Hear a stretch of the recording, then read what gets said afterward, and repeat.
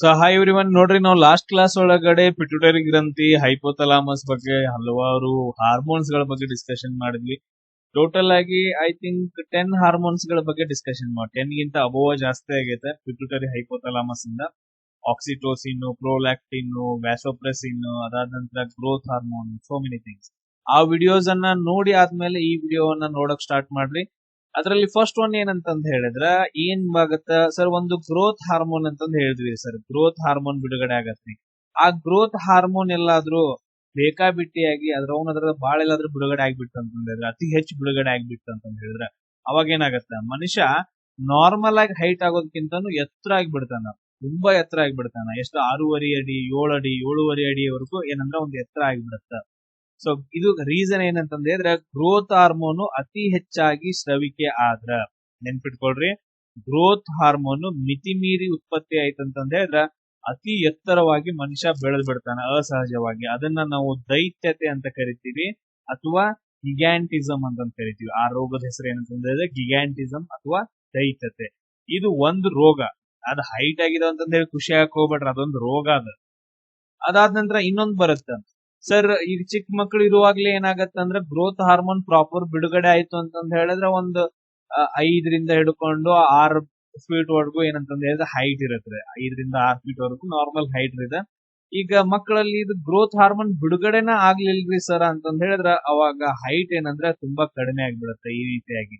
So growth hormone ಕೊರತೆಯಿಂದ ಬೆಳವಣಿಗೆ ಕುಂಠಿತ ಆಗತ್ತ. ಸೊ ಅವಾಗ ಆ ರೋಗವನ್ನ ನಾವೇನಂತ ಕರಿತೀವಿ ಅಂದ್ರೆ ಡ್ವಾರ್ಫಿಸಮ್ ಅಥವಾ ಕುಬ್ಜತೆ ಅಂತ ಹೇಳಿ ಕರಿತೀವಿ. ಇದೇನು ಗ್ರೋತ್ ಹಾರ್ಮೋನ್. ಅದಾದ ನಂತರ ನೆಕ್ಸ್ಟ್ ಇನ್ನೊಂದು ಬರುತ್ತೆ, ಯಾವ್ದಂದ್ರೆ ಅಕ್ರೋಮೆಗಾಲಿ ಅಂತಂದ ಹೇಳಿ. ಸೊ ಅಕ್ರೋಮೆಗಾಲಿ ಅನ್ನೋದು ಒಂದು ರೋಗ. ಇದೇನಂತಂದ ಹೇಳಿದ್ರೆ 30ರಿಂದ 40 ವರ್ಷ ಆದಾಗ, ಸೊ ಆಲ್ಮೋಸ್ಟ್ 25ರಿಂದ ಹಿಡ್ಕೊಂಡು ಅನ್ಕೊಡ್ರಿ. ಸೊ 30ರಿಂದ 40 ಮಧ್ಯಮ ವಯಸ್ಸದೊಳಗಡೆ ಗ್ರೋತ್ ಹಾರ್ಮೋನ್ ಎಲ್ಲಾದ್ರೂ ಮಿತಿ ಮೀರಿ ಎಲ್ಲಾದ್ರೂ ಬಿಡುಗಡೆ ಆಯ್ತು ಅಂತಂದ ಹೇಳಿದ್ರೆ, ಗ್ರೋತ್ ಹಾರ್ಮೋನು ಎಲ್ಲಾದ್ರೂ ಮಿತಿ ಮೀರಿ ಬಿಡುಗಡೆ ಆಯ್ತು ಅಂತಂದ ಹೇಳಿದ್ರೆ ಅವಾಗ ಕೈಗಳು, ಕಾಲ್ಗಳು, ಆಮೇಲೆ ಮೂಗಾಗಿರ್ಬೋದು, ತುಟಿ ಆಗಿರ್ಬೋದು ಎಲ್ಲಾನು ದೊಡ್ಡದಾಗಿ ಬೆಳಿತಾವ. ನೋಡಕ್ ಒಂಥರ ಏನಂತಂದ ಹೇಳಿದ್ರೆ ರಾಕ್ಷಸನ್ ತರ ಕಾಣಿಸ್ತಾರ. ಅಂತ ಒಂದು ರೋಗವನ್ನ ನಾವು ಅಕ್ರೋಮೆಗಾಲಿ ಅಂತ ಹೇಳ್ತೀವಿ. ಒಂಥರ ರಾಕ್ಷಸರ ಅನ್ಕೊಂಡ್ಬಿಡ್ರ, ಆ ತರ ಕಾಣಿಸ್ಬಿಡ್ತಾರೆ. ಸೊ ಅಂತ ಒಂದು ರೋಗವನ್ನ ನಾವೇನಂತ ಕರಿತೀವಿ, ಅಕ್ರೋಮೆಗಾಲಿ ಅಂತ ಹೇಳ್ತೀವಿ.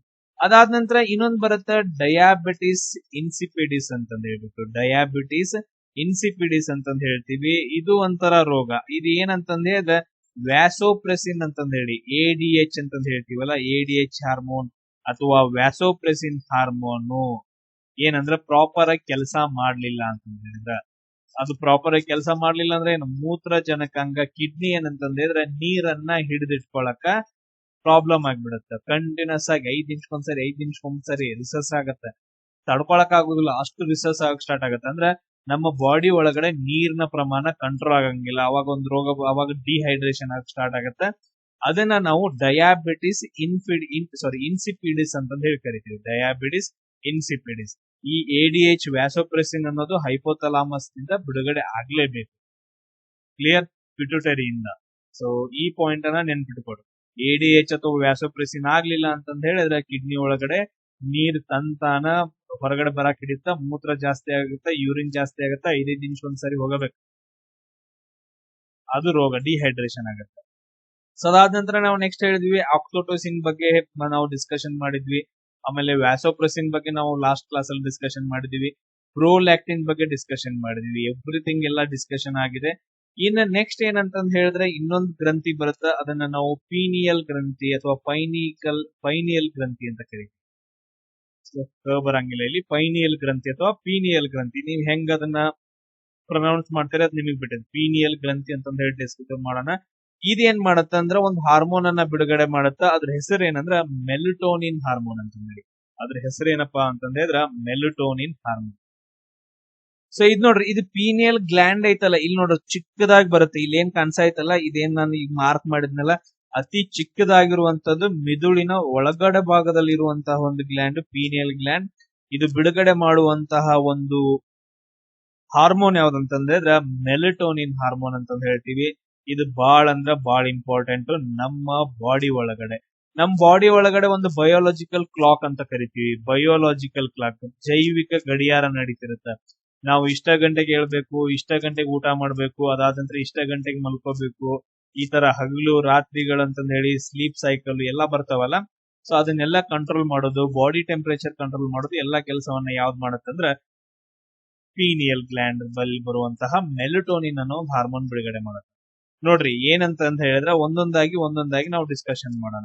ಸೊ ಏನೇನಾಗತ್ತ, ದ ಫಸ್ಟ್ ಒನ್ ಏನಂತ ಹೇಳಿದ್ರೆ ಮೆಲಟೋನಿನ್ ಹಾರ್ಮೋನ್ ಬಿಡುಗಡೆ ಆಗೋದ್ರಿಂದ ಮೆಟಬಾಲಿಸಮ್ ಕರೆಕ್ಟ್ ಆಗತ್ತೆ, ಚಯಾಪಚಯ ಕ್ರಿಯೆ ಅಂತಂದ್ ಹೇಳ್ತೀವಿ. ಮೆಟಬಾಲಿಸಮ್ ಅಥವಾ ಚಯಾಪಚಯ ಕ್ರಿಯೆ, ನಾವು ತಿಂದಂತ ಆಹಾರ ಪ್ರಾಪರ್ ಆಗಿ ಜೀರ್ಣ ಆಗ್ಬೇಕು, ಶಕ್ತಿಯಾಗಿ ಕನ್ವರ್ಟ್ ಆಗ್ಬೇಕು, ಅದರ ವೇಗವನ್ನ ನಿಯಂತ್ರಣ ಮಾಡತ್ತ ಚಯಾಪಚಯ ಕ್ರಿಯೆ.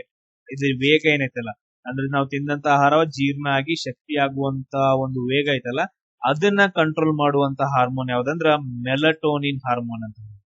ಇಲ್ಲಿ ನೋಡ್ರಿ ಮೆಲನಿನ್ ಅಂತಂದ್ ಹೇಳಿ ಬರತ್ತ, ಅದು ಚರ್ಮಕ್ ಬಣ್ಣ ಕೊಡುತ್ತ. ಮೆಲಟೋನಿನ್ ಅನ್ನೋದು ಹಾರ್ಮೋನ್, ನೆನ್ಪಿಟ್ಕೊಡ್ರಿ, ಕನ್ಫ್ಯೂಸ್ ಹಾಕೋಬೇಡ್ರಿ. ಸೆಕೆಂಡ್ ಒನ್ ಏನಂತಂದ್ ಹೇಳಿದ್ರೆ ವರ್ಣಕತೆ. ಸೊ ಚರ್ಮದ ಬಣ್ಣ ಏನ್ ಬರುತ್ತಲ್ಲ ಮೆಲನಿನ್ ಅಂತಂದ್ ಹೇಳಿ, ಅದನ್ನ ಕಂಟ್ರೋಲ್ ಮಾಡುತ್ತ. ಸೊ ಈ ಮೆಲಟೋನಿನ್ ಹಾರ್ಮೋನ್ ಏನ್ ಮಾಡುತ್ತ, ಸೊ ಮೆಲನಿನ್ ಅನ್ನೋದನ್ನ ಬಿಡುಗಡೆ ಮಾಡಿ ಇದೊಂದು ವರ್ಣಕ ಅಂತಂದ್ ಹೇಳ್ತೀವಿ, ವರ್ಣಕ ಅಥವಾ ವರ್ಣಕತೆ. ಇದನ್ನ ಬಿಡುಗಡೆ ಮಾಡಿ ಚರ್ಮದ ಬಣ್ಣವನ್ನ ಏನ್ ಮಾಡತ್ತಂದ್ರ ಪ್ರಾಪರ್ ಆಗಿ ಮೇಂಟೈನ್ ಮಾಡುತ್ತೆ. ಯಾವ ಹಾರ್ಮೋನು? ಮೆಲಟೋನಿನ್ ಅನ್ನೋ ಒಂದು ಹಾರ್ಮೋನ್. ಇನ್ನ ಥರ್ಡ್ ಒನ್ ತುಂಬಾ ಇಂಪಾರ್ಟೆಂಟ್, ಮೆನ್ಸ್ಟ್ರುವಲ್ ಸೈಕಲ್ ಅಂತಂದ್ ಹೇಳ್ತೀವಿ, ಅಂದ್ರ ಋತುಚಕ್ರ ಅಂತಂದ್ ಹೇಳ್ತೀವಿ. ಮಹಿಳೆಯರಲ್ಲಿ ಪ್ರತಿ ತಿಂಗಳಿಗೆ ಏನಂದ್ರೆ ಸರಿಯಾದ ಸಮಯಕ್ಕೆ ಪೀರಿಯಡ್ಸ್ ಆಗ್ಬೇಕು ಅಂತಂದ್ ಹೇಳಿದ್ರ ಮೇನ್ ಇಂಪಾರ್ಟೆಂಟ್ ಯಾವುದು? Melatonin hormone. ಈ ಮೆಲಟೋನಿನ್ ಹಾರ್ಮೋನ್ ಒಳಗಡೆ ಏನಾದ್ರೂ ಚೇಂಜಸ್ ಆಯ್ತು ಅಂತಂದ್ ಹೇಳಿದ್ರೆ ಮೆನ್ಸ್ಟ್ರುವಲ್ ಸೈಕಲ್ ತುಂಬಾ ಅಫೆಕ್ಟ್ ಆಗುತ್ತೆ. ಇದು ಒಂದಾಯ್ತು. ಅದಾದ ನಂತರ ನೆಕ್ಸ್ಟ್ ಇನ್ನೊಂದು ಕಾರ್ಯ ಏನ್ ಮಾಡತ್ತಂದ್ರೆ ಇಮ್ಯುನಿಟಿ ಪವರ್ ಅಂತಂದ್ ಹೇಳ್ತೀವಿ, ಅಂದ್ರೆ ರಕ್ಷಣಾ ಸಾಮರ್ಥ್ಯ. ನಮ್ಮ ದೇಹದ ರೋಗ ನಿರೋಧಕ ಶಕ್ತಿಯನ್ನ ಜಾಸ್ತಿ ಮಾಡುತ್ತೆ, ರೋಗ ನಿರೋಧಕ ಶಕ್ತಿಯನ್ನ ಬಲಪಡಿಸುತ್ತ. ಆಮೇಲೆ ಕಾಯಿಲೆಗಳ ವಿರುದ್ಧ ಹೋರಾಟ ಮಾಡೋಕೆ ಯಾವ ಹಾರ್ಮೋನ್ ಇದು ಮಾಡತ್ತಂದ್ರ ಮೆಲಟೋನಿನ್ ಅನ್ನೋ ಒಂದು ಹಾರ್ಮೋನ್ ಮಾಡತ್ತ. ಅದಾದ ನಂತರ ನೆಕ್ಸ್ಟ್ ನೋಡ್ರಿ, ಸೊ ಇವಾಗ ದೈನಂದಿನ ಅಂದ್ರೆ ಈಗ ನಾವು ಪ್ರಾಪರ್ ಆಗಿ ಏನಂತಂದ್ರೆ ಪ್ರತಿದಿನ 10 ಗಂಟೆಗೆ ಮಲ್ಕೊಂತೀವಿ, ಬೆಳಿಗ್ಗೆ 6 ಗಂಟೆಗೆ ಕೇಳ್ತೀವಿ. ಪ್ರತಿದಿನ 10 ಗಂಟೆಗೆ ಮಲ್ಕೊಂತೀವಿ, ಬೆಳಿಗ್ಗೆ 6 ಗಂಟೆಗೆ ಕೇಳ್ತೀವಲ್ಲ. ಅದಾದ ನಂತರ ನಾವು ಮೊಬೈಲ್ ಅಲಾರಾಮ್ ಇಲ್ಲ ಅಂದ್ರೂ ಕೂಡ ನಾವು ಆಟೋಮೆಟಿಕ್ ಆಗಿ ಎಚ್ಚರ ಆಗತ್ತೆ.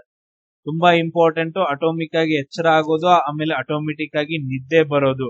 ಈ ಎರಡೂ ಸೈಕಲ್ ಅನ್ನ ಕಂಟ್ರೋಲ್ ಮಾಡೋದು ಯಾವ್ದಂದ್ರೆ ಮೆಲಟೋನಿನ್. ಇದೆಲ್ಲಾದ್ರೂ ಆಗ್ಲಿಲ್ಲ ಅಂತಂದ್ ಹೇಳಿದ್ರೆ ನಿದ್ರಾ ಸೈಕಲ್ ಹೊಯ್ಕೋತ್ ಹೋಗುತ್ತೆ. ಅದಾದ ನಂತರ ನೆಕ್ಸ್ಟ್ ನೀವು ಎಲ್ಲಾನ ಹೋಗ್ಬಿಡುತ್ತೆ, ಪ್ರಾಬ್ಲಮ್ಸ್ ಗಳು ಬಹಳ ಸ್ಟಾರ್ಟ್ ಆಗ್ತವೆ. ಈ ನಿದ್ರೆ, ಎಚ್ಚರ ಮತ್ತು ನಿದ್ರೆ ಸೈಕಲ್ ಅನ್ನ ಕಂಟ್ರೋಲ್ ಮಾಡುವಂತ ಹಾರ್ಮೋನ್ ಯಾವುದು?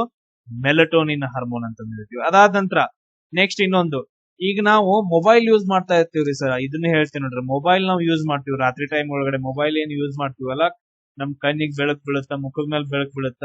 ಆ ಬೆಳಕ್ ಅದ್ ಏನ್ ಅನ್ಕೊಳತ್ತ ಅಂತಂದ್ ಹೇಳಿದ್ರ ನಮ್ದ ಅದೇನ್ ಪೀನಿಯಲ್ ಗ್ಲ್ಯಾಂಡ್ ಏನ್ ಅನ್ಕೊಳತ್ತಂದ್ರ ಇನ್ನು ಹಗಲ ಐತಿ, ಇನ್ನು ರಾತ್ರಿ ಆಗಿಲ್ಲ ಅಂತಂದ್ ಹೇಳಿ ನಮ್ಮ ಬಾಡಿ ಒಳಗಡೆ ಮೆಲಟೋನಿನ್ ಅನ್ನ ಬಿಡುಗಡೆ ಮಾಡಂಗಿಲ್ಲ ಅದು ಮೊಬೈಲ್ ಯೂಸ್ ಮಾಡುವಾಗ ರಾತ್ರಿ ಟೈಮ್ದಾಗ. ಯಾಕಂದ್ರೆ ಬೆಳಕ್ ನೋಡ್ಬಿಟ್ಟು ಇನ್ನು ಹಗಲೈತಿ, ಇನ್ನು ರಾತ್ರಿ ಆಗಿಲ್ಲ, ಇನ್ನು ನಾವು ರಿಲೀಸ್ ಮಾಡೋದು ಬೇಡ ಅಂತಂದ್ ಹೇಳಿ ಆ ತರ ಆಗತ್ತ. ಅವಾಗ ನಮಗೆ ನಿದ್ದೆ ಬರಂಗಿಲ್ಲ. ಸೊ ಅದಕ್ಕೆ ಹೇಳೋದೇನಂತಂದ್ ಹೇಳಿದ್ರೆ, ನೀವು ಕರೆಕ್ಟ್ ಆಗಿ 9 ಗಂಟೆ ಸುಮಾರು ಮೊಬೈಲ್ ಎಲ್ಲಾನು ಸೈಡ್ಗೆ ಇಟ್ಬಿಟ್ಟು ಎಲ್ಲಾದ್ರೂ ಒಂದ್ ಸ್ವಲ್ಪ ಕುತ್ಕೊಂಡ್ರಿ, ಆರಾಮಾಗಿ ಎಲ್ಲ ವಾಕ್ ಮಾಡ್ಕೊಂಡ್ ಬಂದ್ರಿ ಅಂತಂದ್ ಹೇಳಿದ್ರೆ ನಿಮ್ಗೆ 1 ಗಂಟೆ ಒಳಗಡೆ 10 ಗಂಟೆ ಒಳಗಡೆ ಅಂದ್ರೆ ವಿದಿನ್ ಅರ್ಧ ತಾಸು ಅಥವಾ 1 ತಾಸು ಒಳಗಡೆ ನಿಮ್ಗೆ ನಿದ್ದೆ ಬರುತ್ತೆ. ಯಾಕಂದ್ರೆ ಈ ಪೀನಿಯಲ್ ಗ್ಲ್ಯಾಂಡ್ ಅನ್ನೋದು ಮೆಲಟೋನಿನ್ ಅನ್ನೋ ಒಂದು ಹಾರ್ಮೋನ್ ಅನ್ನ ಬಿಡುಗಡೆ ಮಾಡುತ್ತೆ.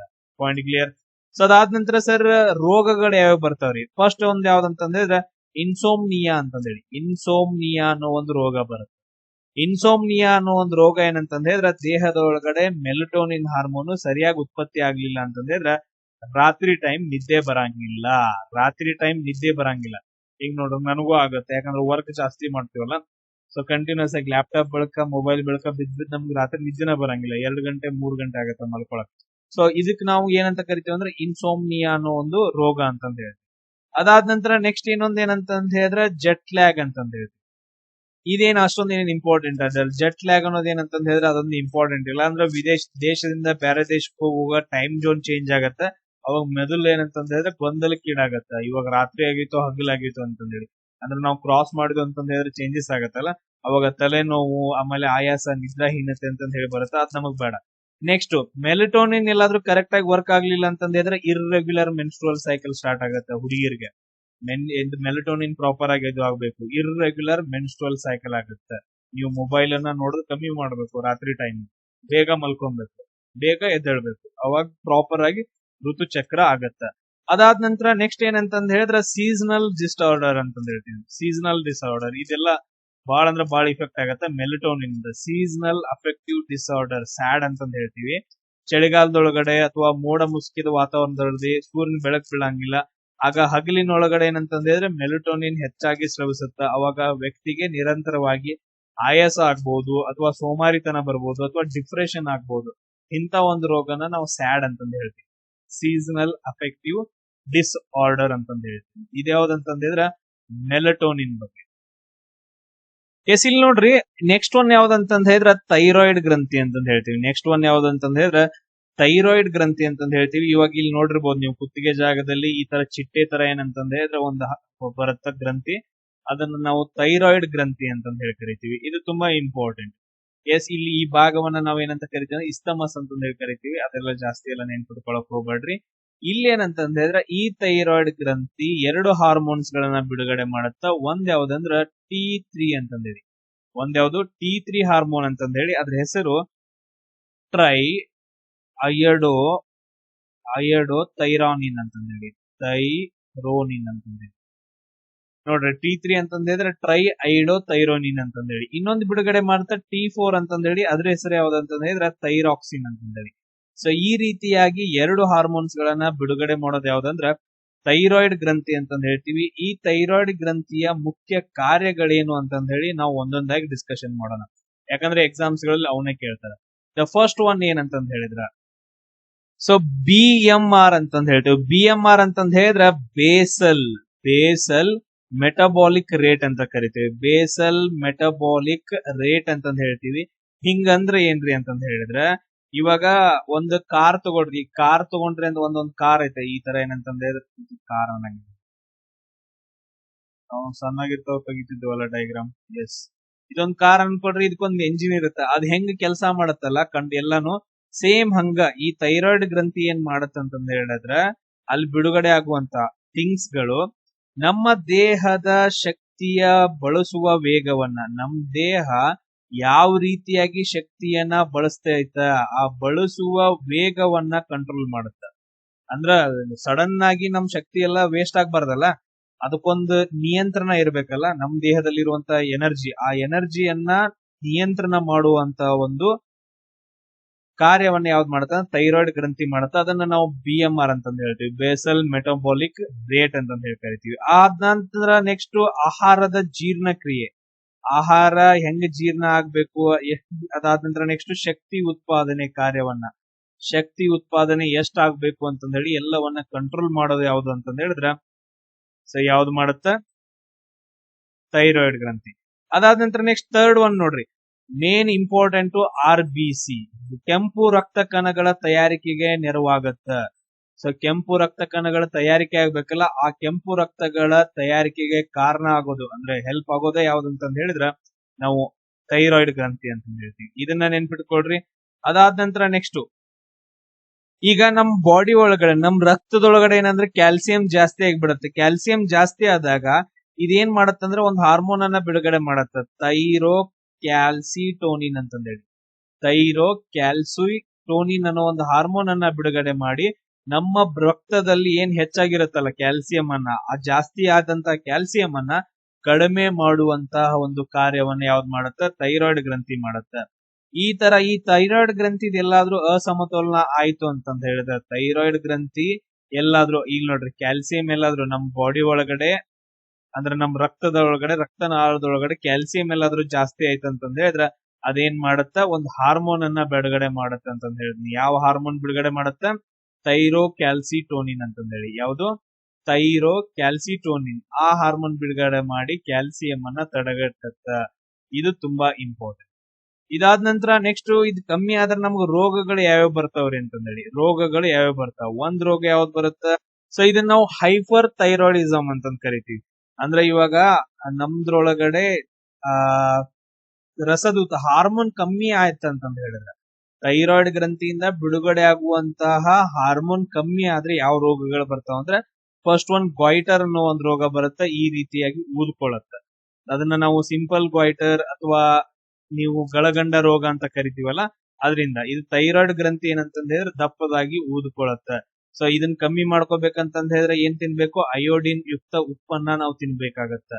ನೆಕ್ಸ್ಟ್ ಇನ್ನೊಂದು ಬರುತ್ತೆ ಕ್ರೆಟೇನಿಸಮ್ ಅಂತಂದ ಹೇಳಿ, ಕ್ರೆಟೇನಿಸಮ್.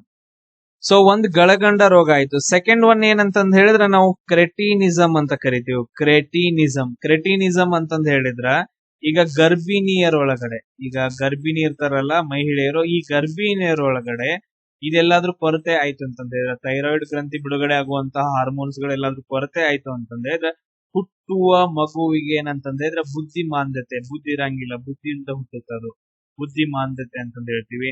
ಆಮೇಲೆ ಐಕ್ಯೂ ಲೆವೆಲ್ ತುಂಬಾ ಕಡಿಮೆ ಇರುತ್ತೆ, ಅಥವಾ ಚರ್ಮದ ರೋಗಗಳು ಬರಬಹುದು, ಅಥವಾ ಕಿವುಡುತನ ಆಗ್ಬಹುದು, ಮೂಗತನ ಆಗ್ಬಹುದು, ಅಂತದೇನಂತಂದ್ರೆ ಪ್ರಾಬ್ಲಮ್ಸ್ ಗಳು ಬರ್ತಾವ. ಇದು ಕ್ರೆಟಿನಿಸಮ್ ಅಂತಂದ್ ಹೇಳಿ ಕರಿತೀವಿ. ಅದಾದ ನಂತರ ನೆಕ್ಸ್ಟ್ ಇದೆಲ್ಲಾದ್ರೂ ಕಮ್ಮಿ ಆಯ್ತು ಅಂತಂದ್ ಹೇಳಿದ್ರೆ ಅನಿಯಮಿತ ಋತುಚಕ್ರ ಆಗತ್ತೆ. ಅನಿಯಮಿತ ಋತುಚಕ್ರ ಅಂತಂದ್ ಹೇಳ್ತೀವಿ. ಅಂದ್ರೆ ಮಹಿಳೆಯರಲ್ಲಿ ಸೊ ಕರೆಕ್ಟ್ ಟೈಮಿಗೆ ಋತುಚಕ್ರ ಆಗಂಗಿಲ್ಲ, ಸೊ ಪೀರಿಯಡ್ಸ್ ಪ್ರಾಪರ್ ಆಗಿ ಆಗಂಗಿಲ್ಲ. ಯಾವ್ದು ಕಮ್ಮಿ ಆಯ್ತು ಅಂತಂದ್ ಹೇಳಿದ್ರೆ ಥೈರಾಯ್ಡ್ ಬಿಡುಗಡೆ ಮಾಡುವಂತಹ T3 ಅಂಡ್ T4 ಗಳು. ಅದಾದ ನಂತರ ನೆಕ್ಸ್ಟ್ ನೋಡ್ರಿ ಹೈಪರ್ ಥೈರಾಯ್ಡಿಸಮ್ ಅಂತ ಕರಿತೀವಿ. ಇನ್ನೊಂದು ಯಾವ್ದಂತಂದ್ರೆ ಹೈಪರ್ ಥೈರಾಯ್ಡಿಸಮ್. ನಾವು ಇಲ್ಲಿವರೆಗೂ ಏನ್ ಡಿಸ್ಕಷನ್ ಮಾಡಿದ್ವಲ್ಲ ಅದನ್ನ ನಾವು ಹೈಪೋಥೈರಾಯ್ಡಿಸಮ್ ಅಂತ ಕರಿತೀವಿ. ಹೈಪೋಥೈರಾಯ್ಡಿಸಮ್ ಅಂತಂದ ಹೇಳಿದ್ರೆ ಕಡಿಮೆ ಬಿಡುಗಡೆ ಆಗೋದು. ಕಡಿಮೆ ಬಿಡುಗಡೆ ಆಯ್ತಂತಂದ ಹೇಳಿದ್ರೆ ಥೈರಾಯ್ಡ್ ಗ್ರಂಥಿಗಳಿಂದ ಹಾರ್ಮೋನ್ಸ್ ಗಳು.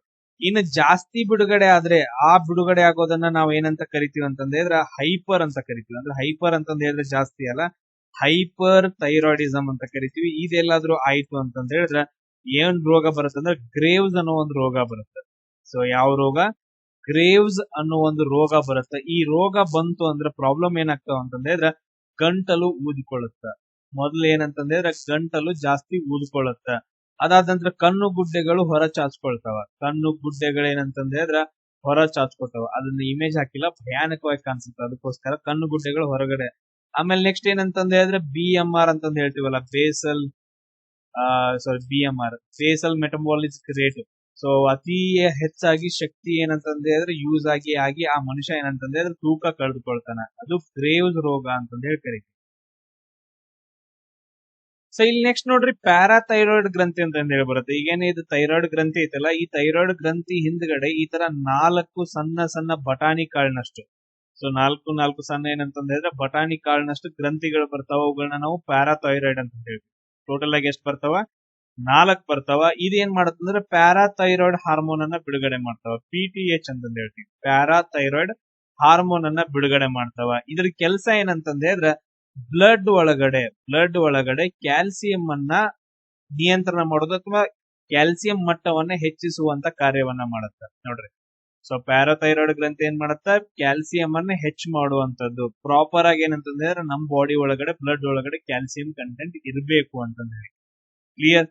ಅದಾದ ನಂತರ ನೆಕ್ಸ್ಟ್ PTH ಹೆಂಗ್ ಕೆಲಸ ಮಾಡತ್ತಂತಂದ್ ಹೇಳಿದ್ರೆ, ಈಗೇನ್ ಪ್ಯಾರಾಥೈರಾಯ್ಡ್ ಗ್ರಂಥಿ ಐತಲ್ಲ, ಪ್ಯಾರಾಥೈರಾಯ್ಡ್ ಹಾರ್ಮೋನ್ ಹೆಂಗ್ ಕೆಲಸ ಮಾಡತ್ತಂತಂದ್ರೆ ಈಗ ಎಲುಬಿನಲ್ಲಿರುವ ಕ್ಯಾಲ್ಸಿಯಂ ಅನ್ನ ಕರಗಿಸಿ ರಕ್ತಕ್ಕ ಬಿಡುಗಡೆ ಮಾಡುತ್ತೆ. ಸೊ ನೆನ್ಪಿಟ್ಕೊಡ್ರಿ, ಈ ತರ ಏನಂತಂದ್ರೆ ಹಿಂಗ್ ಎಲುಬು ಇರುತ್ತಲ್ಲ, ಈ ಎಲುಬಿನಲ್ಲಿರುವಂತಹ ಕ್ಯಾಲ್ಸಿಯಂ ಅನ್ನ ಕರಗಿಸಿ ಅದರೊಳಗಡೆ ಬ್ಲಡ್ ಒಳಗಡೆ ಬಿಡುಗಡೆ ಮಾಡುತ್ತೆ.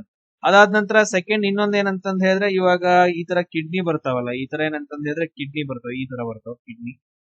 ಪ್ರಾಪರ್ ಆಗಿ ತೆಗೋಣ, ಯಾಕಂತಂದ್ರೆ ಸರ್ ಹಂಗೇನ್ ಬರ್ತಾವ್ರಿ ಕಿಡ್ನಿ ಅಂತ ಅನ್ನೋರು ಬಹಳ ಜನ ಅದಾರ.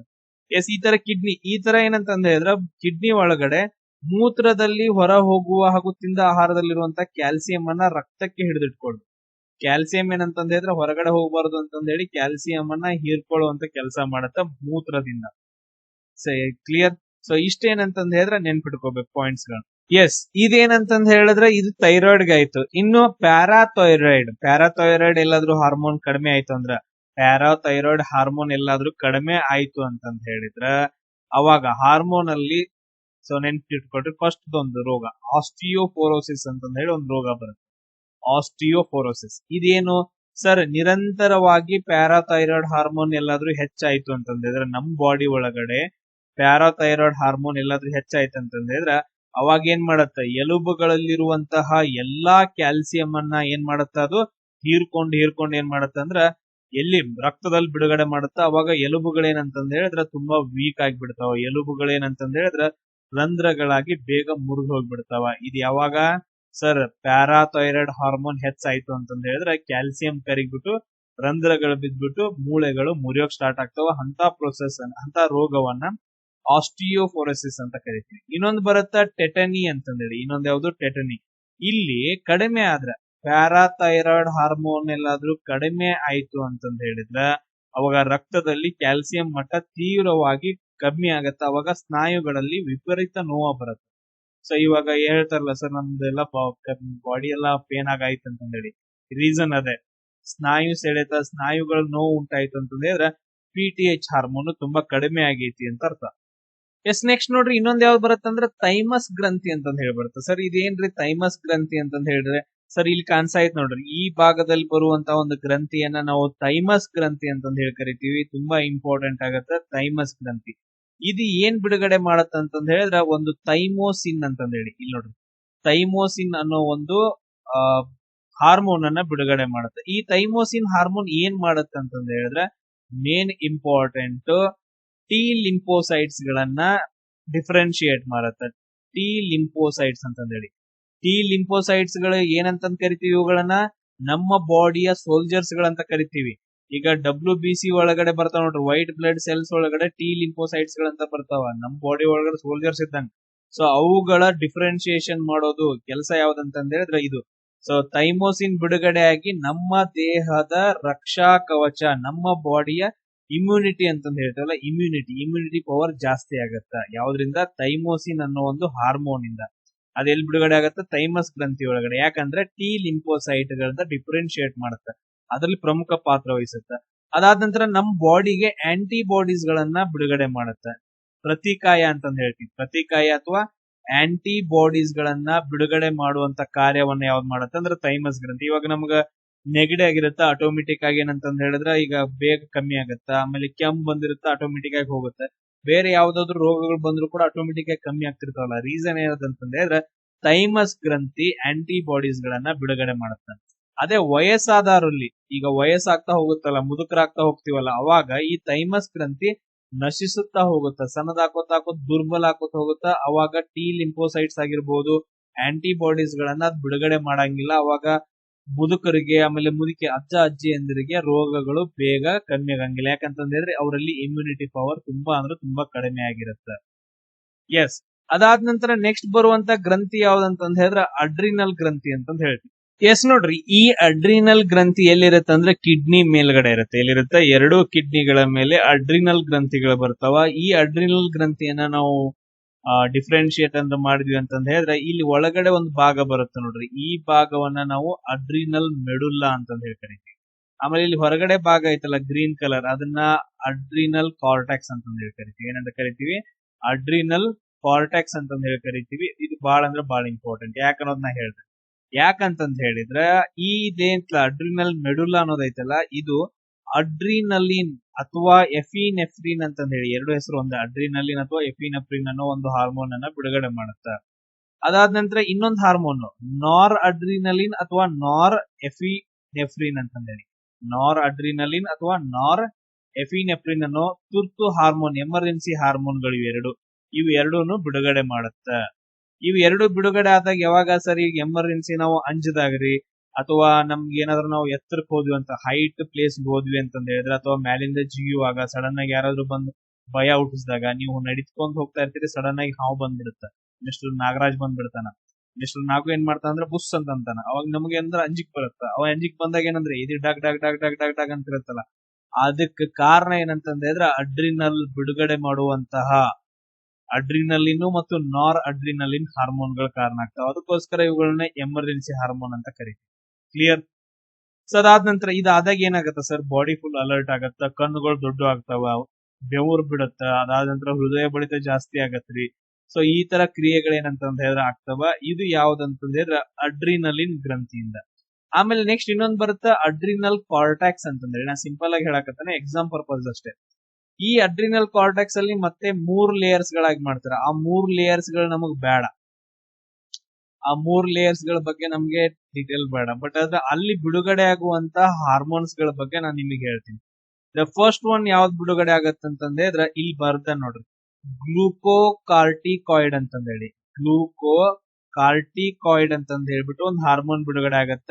ಇದೇನಂತಂದ ಹೇಳಿದ್ರ ಚಯಾಪಚಯ ಕ್ರಿಯೆ, ಮೆಟಾಬಾಲಿಸಂ ಕ್ರಿಯೆಯಲ್ಲಿ ಭಾಗವಹಿಸುತ್ತೆ. ಈಗ ಗ್ಲೂಕೋಸ್ ಇರುತ್ತಲ್ಲ ನಮ್ಮ ಬಾಡಿ ಒಳಗಡೆ, ಗ್ಲೂಕೋಸ್ ಆಹಾರ, ಆ ಗ್ಲೂಕೋಸ್ ಚಯಾಪಚಯ ಕ್ರಿಯೆ ಕರಗಬೇಕು ಅಂತಂದ ಹೇಳಿದ್ರೆ ಅದಕ್ಕೆ ಕಾರಣವಾಗುವಂತದ್ದು ರೀಸನ್ ಯಾವ್ದಂತಂದ್ರೆ ಗ್ಲೂಕೋಕಾರ್ಟಿಕಾಯ್ಡ್ ಅನ್ನೋ ಒಂದು ಹಾರ್ಮೋನ್ ಬಿಡುಗಡೆ ಆಗತ್ತೆ.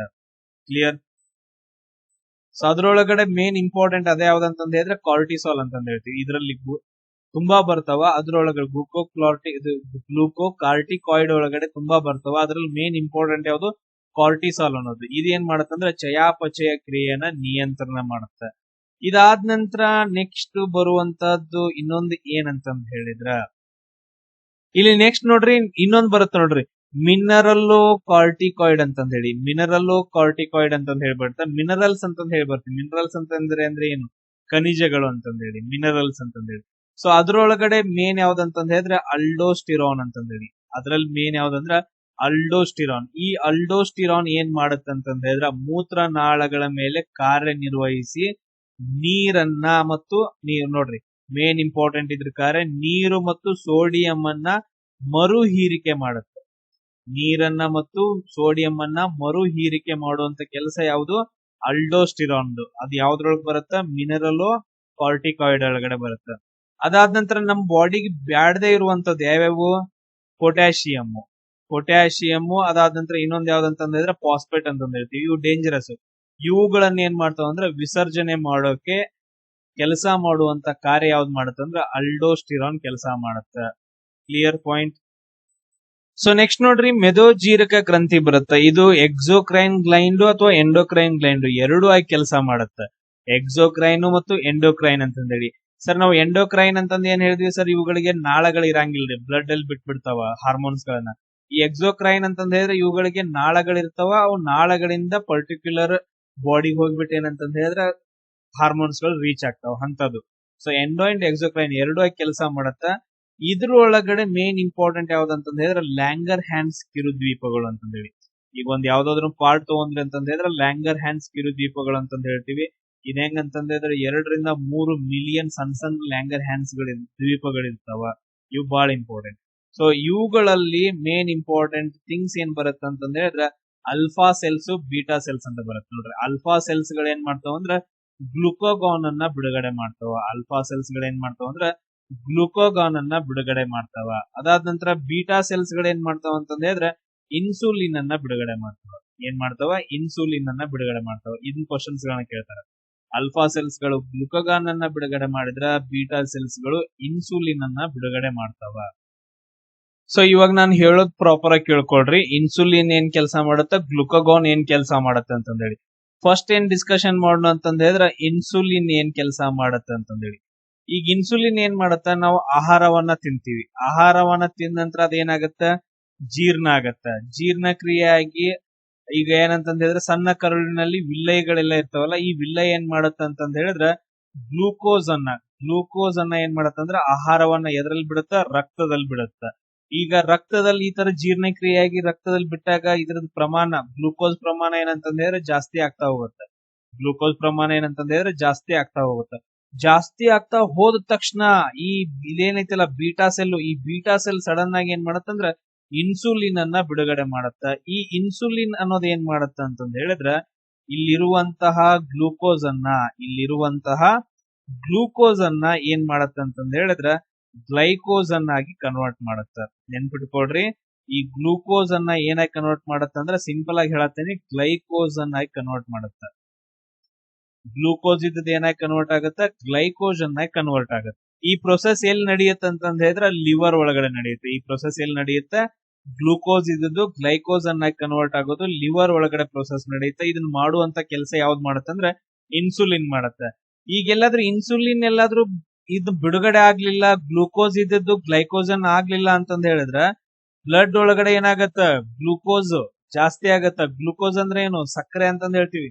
ಅದೇ ಗ್ಲೂಕೋಸ್ ಜಾಸ್ತಿ ಆಯ್ತಂದ್ರೆ ಬ್ಲಡ್ ಒಳಗಡೆ ನಮ್ಗೆ ಏನ್ ಬರುತ್ತೆ? ಡಯಾಬಿಟಿಸ್ ರೋಗ ಬರುತ್ತೆ, ಮಧುಮೇಹ ರೋಗ ಅಂತಂದ್ ಹೇಳ್ತೀವಿ. ಕಂಪಲ್ಸರಿ ಗ್ಲೂಕೋಸ್ ಇದ್ದು ಗ್ಲೈಕೋಜನ್ ಆಗಿ ಕನ್ವರ್ಟ್ ಆಗ್ಲೇಬೇಕು.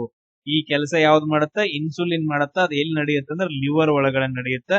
ಈ ಪ್ರೊಸೆಸ್ ಅನ್ನ ನಾವ್ ಏನಂತ ಕರಿತೀವಿ ಅಂದ್ರೆ ಗ್ಲೈಕೋಜೆನೆಸಿಸ್ ಅಂತ ಕರಿತೀವಿ. ಗ್ಲೈಕೋಜೆನೆಸಿಸ್ ಅಂತ ಹೇಳಿ ಕರಿತೀವಿ. ಗ್ಲೂಕೋಸ್ ಇದ್ದು ಗ್ಲೈಕೋಸ್ ಅನ್ನಾಗಿ ಲಿವರ್ ಒಳಗಡೆ ಇನ್ಸುಲಿನ್ ಹೆಲ್ಪ್ ಇಂದ ಕನ್ವರ್ಟ್ ಆಗೋ ಪ್ರೊಸೆಸ್ ಅನ್ನ ನಾವು ಗ್ಲೈಕೋಜೆನೆಸಿಸ್ ಅಂತ ಹೇಳಿ ಕರಿತೀವಿ. ಕ್ಲಿಯರ್ ಅಂದ್ರೋ? ತಪ್ಪಿ ಎಲ್ಲಾದ್ರೂ ರಕ್ತದೊಳಗಡೆ ಗ್ಲೂಕೋಸ್ ಜಾಸ್ತಿ ಆಯ್ತು, ಗ್ಲೈಕೋಸನ್ ಆಗಿ ಕನ್ವರ್ಟ್ ಆಗ್ಲಿಲ್ಲ ಅಂತ ಹೇಳಿದ್ರೆ ನಾವು ಅದಕ್ಕ ಮಧುಮೇಹ ರೋಗ ಅಂತ ಕರಿತೀವಿ. ಇದು ಯಾವ್ದ್ರ ಕೆಲಸ? ಇನ್ಸುಲಿನ್. ಇನ್ನು ನೆಕ್ಸ್ಟ್ ಬರುತ್ತ ಗ್ಲುಕೋಗಾನ್ ಅಂತಂದೇಳಿ ಇನ್ನೊಂದ್ ಐತಲ್ಲ ಗ್ಲುಕೋಗಾನ್. ಅಲ್ಫಾ ಸೆಲ್ಸ್ ಗಳಿಂದ ಬಿಡುಗಡೆ ಆಗತ್ತಲ್ಲ, ಅಲ್ಫಾ ಸೆಲ್ಸ್ ಗಳಿಂದ ಗ್ಲುಕೋಗಾನ್. ಅದ್ರ ಕೆಲಸ ಏನ? ಸರ್ ಇವಾಗ ನಾವು ಉಪವಾಸ ಇದ್ದಾಗ್ರಿ, ನಾವು ಊಟ ಮಾಡ್ಲಿಲ್ಲ ಅಂತ ನಾ ಸಿಟ್ ಮಾಡ್ಕೊಂಡ್ ನಮ್ ಲವರ್ ಏನಂತಂದ ಹೇಳಿದ್ರೆ ನಾವು ಬೈದಿರ್ತೀವಿ, ನಮ್ ಲವರ್ ಸಿಟ್ ಮಾಡ್ಕೊಂಡಿರ್ತಾಳ, ಇಲ್ಲ ಅಕ್ಕ ತಂಗಿರ್ ಸಿಟ್ ಮಾಡ್ಕೊಂಡಿರ್ತಾರ, ನಮ್ಮವ್ವ ಅಂತೂ ಸಿಟ್ ಮಾಡ್ಕೊಳಂಗಿಲ್ಲ ಪಾಪ, ಅದ ಅಮಾಯಕ. ಸೊ ಈಗ ಉಪವಾಸ ಇದ್ದಾಗ ಅದಾದ ನಂತರ ನೆಕ್ಸ್ಟ್ ಮಕ್ಕಳಿಗೆ ಒಳ್ಳೇದಾಗ್ಲಿ ಅಂತಂದ ಹೇಳಿ ನಮ್ಮ ಅವ್ವ ಎಲ್ಲ ಮಾಡ್ತಾರಂದ್ರೆ ಉಪವಾಸ ಇರ್ತಾರ. ಅಂತ ಟೈಮ್ ಒಳಗಡೆ ಅಥವಾ ನಮ್ಮ ಅಪ್ಪ ಬಾಳ ಅಂದ್ರ ಬಾಳ್ ಕೆಲಸ ಮಾಡ್ತಿರ್ತಾನ, ಅವನು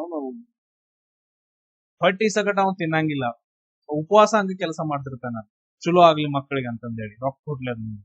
ಈ ತರ ಕೆಲಸ ಮಾಡುವಾಗ ನಮ್ಮ ಬಾಡಿ ಒಳಗಡೆ ಅಂತಂದ ಹೇಳಿದ್ರ ಬ್ಲಡ್ ಒಳಗಡೆ ಗ್ಲೂಕೋಸ್ ಪ್ರಮಾಣ ಕಮ್ಮಿ ಆಗತ್ತ. ಅವಾಗ ಹಸು ಆಗತ್ತ. ಅವಾಗ ಏನಾಗತ್ತ? ಇನ್ನೇನು ಈಗ ನೋಡ್ರಿ, ಒಂದು ಅವರ್ ಅಥವಾ ಹಾಫ್ ಅನ್ ಅವರ್ ಬಾಳ ಅಂದ್ರೆ ಬಾಳ ಕಟ್ ಹಸು ಆಗತ್ತ. ನಾವು ತಿನ್ಲಿಲ್ಲ ಅಂತಂದ್ರೆ ತಲೆ ಕೆಟ್ಟ ಹೋಗುತ್ತೆ, ತಿರುಗ್ ಬಂದಂಗ ಆಗತ್ತ. ಅದಾದ ನಂತರ ನೀರ್ ಕುಡಿತೀವಿ. ಒಂದೊಂದ್ 10 ನಿಮಿಷ ಆದ ನಂತರ ನೋಡ್ರಿ ಸಡನ್ ಆಗಿ ಮತ್ತೆಲ್ಲ ಹಸು ಎಲ್ಲ ಕಮ್ಮಿ ಆಗಿಬಿಟ್ಟಿರುತ್ತೆ. ಅಂದ್ರ ಅವಾಗ ಏನಾಗಿರುತ್ತ ನಾ ಇವಾಗ ಹೇಳ್ತೀನಿ ನೋಡ್ರಿ, ಎಕ್ಸ್ಪ್ಲನೇಷನ್ ಕೊಡ್ತೀನಿ. ಅವಾಗ ಏನಂತಂದ್ರೆ ಸಡನ್ ಆಗಿ ಈ ಅಲ್ಫಾ ಸೆಲ್ಸ್ ಗಳು ಏನ್ ಮಾಡ್ತಾವ ಅಂದ್ರ ಈ ಗ್ಲುಕೋಗಾನ್ ಅನ್ನ ಬಿಡುಗಡೆ ಮಾಡ್ತಾವ. ಈ ಗ್ಲುಕೋಗಾನ್ ಬಿಡುಗಡೆ ಮಾಡಿದ ತಕ್ಷಣ ಇದೇನ್ ಮಾಡ್ತಾವ? ಗ್ಲುಕೋಗಾನ್ ಎಲ್ಲಿಗೆ ಹೋಗುತ್ತ? ಲಿವರ್ ಹತ್ರ ಹೋಗುತ್ತ. ಏ ಕಾಕಾ, ನೀ ಆಲ್ರೆಡಿ ಸ್ಟೋರ್ ಮಾಡಿ ಇಟ್ಕೊಂಡಿಲ್ಲ. ಏನ್ ಸ್ಟೋರ್ ಮಾಡಿ ಇಟ್ಕೊಂಡಿ? ಗ್ಲೈಕೋಜನ್ ಅಂತಂದೇಳಿ ಸ್ಟೋರ್ ಮಾಡಿ ಇಟ್ಕೊಂಡಿಯಲ್ಲ, ಅದನ್ನ ಏನ್ ಮಾಡ್ಬೇಕಂದ್ರ ನಾವ್ ಇವಾಗ ಗ್ಲೂಕೋಸ್ ಆಗಿ ಕನ್ವರ್ಟ್ ಮಾಡ್ಬೇಕು ಅಂತಂದ ಹೇಳಿ. ನೋಡ್ರಿ, ಗ್ಲೈಕೋಜನ್ ಇದ್ದು ಲಿವರ್ ಒಳಗಡೆ ಗ್ಲೂಕೋಸ್ ಆಗಿ ಸಡನ್ ಆಗಿ ಕನ್ವರ್ಟ್ ಆಗುತ್ತೆ. ಈ ಗ್ಲೂಕೋಸ್ ಬ್ಲಡ್ ಒಳಗಡೆ ಹೋಗುತ್ತೆ. ಅವಾಗ ನಮ್ಮ ಹಸು ಹೋಗ್ಬಿಡುತ್ತ.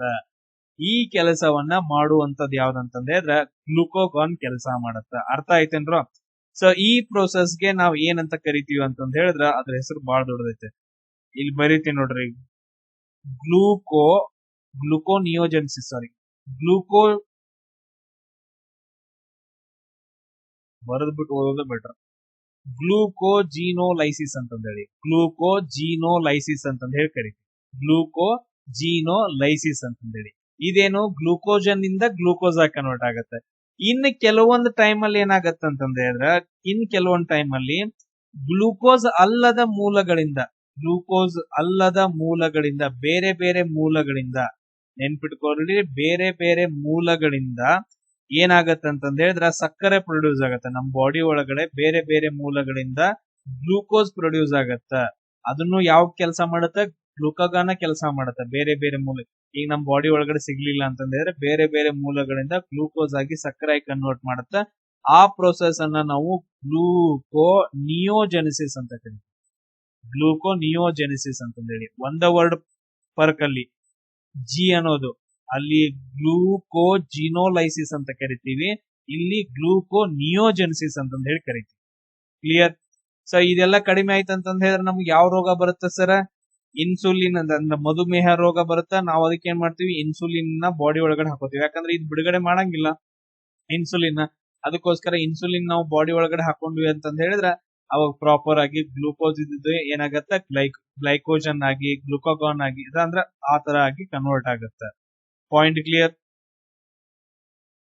ಎಸ್, ನೆಕ್ಸ್ಟ್ ನೋಡ್ರಿ, ಇಲ್ಲಿ ಬರುತ್ತ ನಾವ್ ಏನ್ ಹೇಳ್ತೀವಿ ಅಂತಂದ್ರೆ ವೃಷಣಗಳು ಅಂತಂದ ಹೇಳ್ತೀವಿ, ಟೆಸ್ಟಿಸ್ ಅಂತಂದ ಹೇಳ್ತೀವಿ. ಸೊ ಈ ಭಾಗ ಇಲ್ಲಿ ಏನಾಗತ್ತೆ ಅಂತಂದ ಹೇಳಿದ್ರೆ ಒಂದು ಹಾರ್ಮೋನ್ ಆಂಡ್ರೋಜನ್ ಗಳಂತಂದ ಹೇಳ್ತೀವಿ. ಸಿಂಪಲ್ ಆಗಿ ಒಂದು ವರ್ಡ್ ತಗೊಳ್ಳೋಣ, ಆಂಡ್ರೋಜನ್ ಗಳಂತಂದ ಹೇಳಿ. ಇಲ್ಲಿ ಬಿಡುಗಡೆ ಆಗುವಂತಹ ಒಂದು ಹಾರ್ಮೋನ್ ಯಾವ್ದಂತಂದ ಹೇಳಿದ್ರೆ ಟೆಸ್ಟೋಸ್ಟಿರಾನ್ ಹಾರ್ಮೋನ್ ಅಂತ. ಯಾವ ಹಾರ್ಮೋನು? ಟೆಸ್ಟೋಸ್ಟಿರಾನ್ ಅನ್ನೋ ಒಂದು ಹಾರ್ಮೋನು. ಈ ಹಾರ್ಮೋನ್ ಏನ್ ಮಾಡತ್ತಂತಂದ್ರೆ ಪ್ರಜನಾಂಗಗಳ ಬೆಳವಣಿಗೆ ಆಗತ್ತ. ಶರೀರದ ಬದಲಾವಣೆಗಳು, ಮೀಸೆ ದಾಡಿ ಬರೋದು, ಮೈ ಮೇಲೆ ಕೂದಲುಗಳು ಬರೋದು, ಆಮೇಲೆ ಕಾಮಶಕ್ತಿ ಜಾಸ್ತಿ ಆಗೋದು, ಇಂತ ಎಲ್ಲಾ ಕೆಲಸಗಳನ್ನ ಯಾವ್ದು ಮಾಡತ್ತೆ ಅಂದ್ರೆ ಟೆಸ್ಟೋಸ್ಟಿರಾನ್ ಹಾರ್ಮೋನ್ ಬಿಡುಗಡೆ ಮಾಡುತ್ತೆ. ಇದೆಲ್ಲಾದ್ರೂ ಕಮ್ಮಿ ಆಯ್ತು ಅಂತಂದ ಹೇಳಿದ್ರೆ ಎಲ್ಲಾ ತರ ಇಂಟ್ರೆಸ್ಟ್ ಹೋಗ್ಬಿಡುತ್ತೆ. ಅಷ್ಟೇ ನಾವು ಡೀಟೇಲ್ ಆಗಿ ಹೇಳೋದು. ಅದಾದ ನಂತರ ನೆಕ್ಸ್ಟ್ ಇನ್ನೊಂದು ಬರುತ್ತೆ ಯಾವ್ದಂತಂದ ಹೇಳಿದ್ರೆ ಓವರಿ ಅಂತಂದ್ ಹೇಳ್ತೀವಿ. ಆ ಡೈಗ್ರಾಮ್ ಹಾಕಕ್ಕಾಗಲ್ಲ, ಬಟ್ ಅದ್ರ ನಮ್ಗೆ ಹೇಳ್ತೀನಿ. ಓವರಿ ಇಂದ ಏನಂತಂದ್ ಹೇಳಿದ್ರೆ ಇಲ್ಲಿ ಆಂಡ್ರೋಜನ್ ಗಳಂತ ಸಿಂಪಲ್ ವರ್ಡ್ ತಗೊಳ್ಳೋಣ. ಇಲ್ಲಿಂದ ಓವರಿಯಿಂದ 2 ಹಾರ್ಮೋನ್ ಗಳ ಬಿಡುಗಡೆ ಆಗ್ತಾವ. ಒಂದ್ ಯಾವ್ದಂತಂದ್ ಹೇಳಿದ್ರೆ ಈಸ್ಟ್ರೋಜನ್ ಅಂತಂದ್ ಹೇಳ್ತೀವಿ. ಒಂದ್ ಯಾವ್ದು ಈಸ್ಟ್ರೋಜನ್ ಅನ್ನೋ ಹಾರ್ಮೋನ್ ಬಿಡುಗಡೆ ಆಗತ್ತ. ಸೆಕೆಂಡ್ ಒನ್ ಯಾವ್ದಂತಂದ್ ಹೇಳಿದ್ರೆ ಪ್ರೊಜೆಸ್ಟಿರಾನ್ ಅನ್ನೋ ಒಂದು ಹಾರ್ಮೋನ್ ಬಿಡುಗಡೆ ಆಗುತ್ತೆ. ಯಾವ್ದು ಪ್ರೊಜೆಸ್ಟಿರಾನ್ ಅಂತಂದ್ ಹೇಳಿ. ಈ 2 ಹಾರ್ಮೋನ್ಗಳು ಹೆಣ್ಣುತನದ ಲಕ್ಷಣಗಳನ್ನ ಕೊಡ್ತಾವ. ಸೊ ಹೆಣ್ಣಿಗಿರುವಂತ ಎಲ್ಲಾ ಲಕ್ಷಣಗಳು ಯಾವುದರಿಂದ ಬರ್ತಾವ? ಈಸ್ಟ್ರೋಜನ್ ಮತ್ತು ಪ್ರೊಜೆಸ್ಟಿರಾನ್ ಅನ್ನೋ ಹಾರ್ಮೋನ್ಸ್ ಗಳಿಂದ ಬರ್ತಾವ. ಇದೇನಂತಂದ ಹೇಳಿದ್ರೆ ಇಂಪಾರ್ಟೆಂಟ್ ಹಾರ್ಮೋನ್ಸ್ ಗಳ ಬಗ್ಗೆ 2 ವಿಡಿಯೋಸ್ ಅಲ್ಲಿ ಕಂಪ್ಲೀಟ್ ಡೀಟೇಲ್ ಕೊಟ್ಟಿದ್ದೀನಿ. ಇನ್ನ ನೆಕ್ಸ್ಟ್ ಕ್ಲಾಸ್ ಅಲ್ಲಿ ಬೇರೆ ಟಾಪಿಕ್ಸ್ ಗಳು NCERT ಅನಾಲಿಸಿಸ್ ಮಾಡೋಣ. ಎಲ್ರಿಗೂ ಶೇರ್ ಮಾಡ್ರಿ. ಜೈ ಹಿಂದ್.